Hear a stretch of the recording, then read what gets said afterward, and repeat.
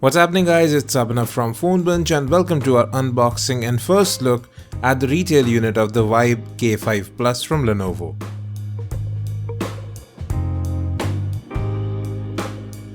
So folks, this is the box that the Vibe K5 Plus comes in. Now we have got the golden color for you. It's priced at Rs 8500 and comes with a Snapdragon 616 octa-core processor, a full HD 5-inch display, 2 GB of RAM, 16 GB of onboard storage.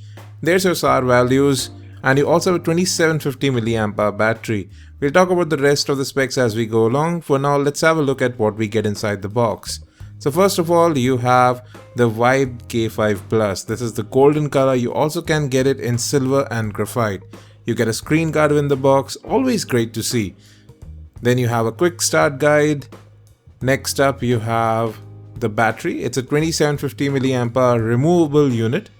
And then you also get a USB wall charger rated at 1.5 amps at 5 volts.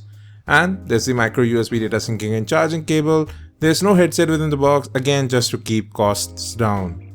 Now the Vibe K5 Plus is not an all metal smartphone, but yes, the casing is made out of aluminum. I'll talk more about that later in the video. Let's have a look at the build of the device now. It actually does feel quite solid in hand. The back cover is completely removable as you see. The middle part is actually made out of aluminum. The rest, top and bottom, are made out of plastic for better antenna coverage. Now coming to the insides, you will see two separate SIM card slots. It is a dual SIM 4G LTE capable device, supports all 4G LTE bands in India, and you have a separate micro SD card slot here. And you can see the aluminum frame of the device here right there as well. So now let's put in the battery, and even with the battery in, the phone actually doesn't feel bulky.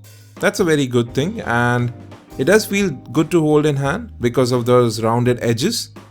The flat sides obviously make for better in-hand feel as well.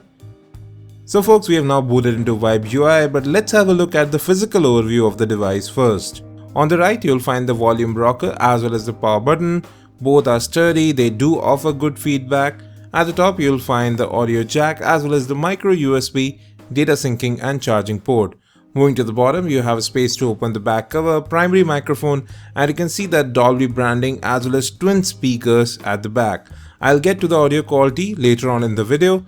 Overall, the phone does feel good to hold in hand. The camera is flush with the surface, so there is good thought that has gone into the design of this smartphone. Now, silver frame on a golden smartphone does appear slightly weird, but still it's sort of a contrasting tone.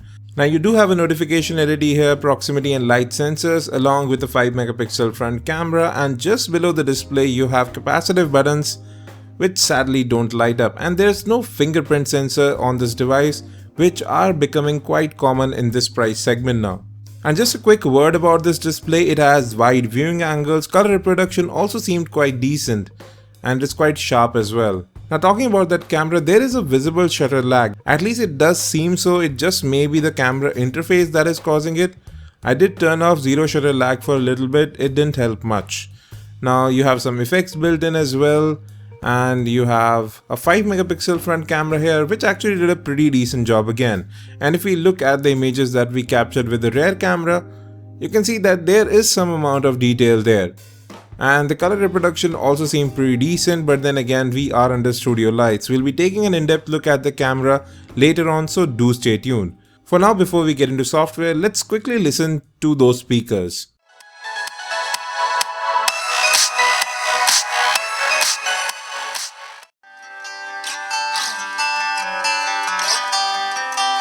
The speakers actually did sound quite alright, they were quite loud and clear. And if we come to software, this one is running on Android 5.1.1 based Vibe UI. Now, we don't have the new Vibe UI available here where you have a separate app drawer. There is a software update that is already available here. I will check that out, what it brings, and just follow us on Twitter. I'll post what this update is bringing. And you can see right here Android 5.1 Lollipop right out of the box. So yes, it is a bit dated, but K3 Note was just updated to Marshmallow, so we expect that Lenovo will give this phone an update as well very quickly. Which now brings me to storage. Out of that 16 gigs of storage, you'll get about 10.5 gigs when you get the device, and it seems that you can move apps to the external SD card. Moreover, USB OTG is also supported. And if we talk about available RAM, after the first boot we had about 1.2 gigs of RAM free, and even now you can see with apps running in the background 1.1 gig is free. You have permission control built in as well, and then you have Theater Max support too. So this phone supports the Ant VR headset as well, which costs about Rs 1300 separately. Now in general too, the performance was pretty decent on this device. I didn't notice any major lag. In web browsing too, there was no lag whatsoever, but yes, text and images did take slightly longer to render. Now I found RAM management to be pretty decent. Even after opening so many apps, if I just went back to Chrome, you will see that it is still kept in memory. So yes, RAM management does seem to be pretty decent here. With 2 gigs of RAM, multitasking should be pretty decent because Vibe UI is really not that heavy a skin on Android. So folks, that was a second look at the Vibe K5 Plus. All in all, it does seem to be a pretty decent smartphone in this price segment. Solid build quality, good enough performance, and very loud speakers as well. We'll be taking an in-depth look at how it performs in gaming as well as in general use, and also check out its camera. So stay tuned to PhoneBunch. Thanks for watching this video, and as always, have a great day.